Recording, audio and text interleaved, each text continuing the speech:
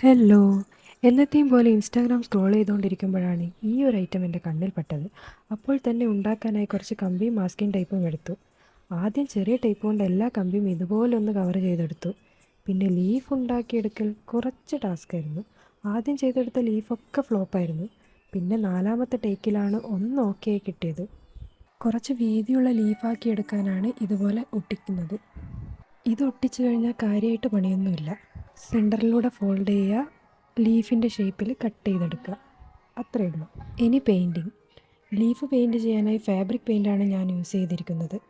രണ്ട് സൈഡിലും paint apply ചെയ്ത ശേഷം യെല്ലോ വെച്ച് കുറച്ച് ഡീറ്റെയിലിങ്ങും കൊടുത്ത് സെറ്റാക്കി. പിന്നെ എല്ലാ ലീവ്സും ഇതുപോലെ ഒന്ന് ഒട്ടിച്ചു കൊടുക്കുക. പിന്നെ കുറച്ച് ഒറിജിനാലിറ്റിക്ക് വേണ്ടി ഫുൾ ഗ്രീനും അങ്ങ് അടിച്ചു കൊടുത്തു. എല്ലാം കഴിഞ്ഞ് അതൊരു വേസിലേക്ക് ഇറക്കി വെച്ചു. അപ്പോഴാണ് എനിക്കൊരു കാര്യം മനസ്സിലായത്. സംഗതി ഞാൻ വിചാരിച്ച പോലെ അങ്ങോട്ട് ഒത്തില്ല ഗൈസ്. മുൻപ് ചെയ്ത പ്ലാന്റ് പോലെ അത്ര ഒറിജിനാലിറ്റി കിട്ടുന്നില്ല.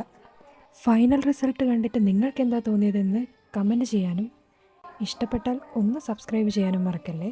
താങ്ക്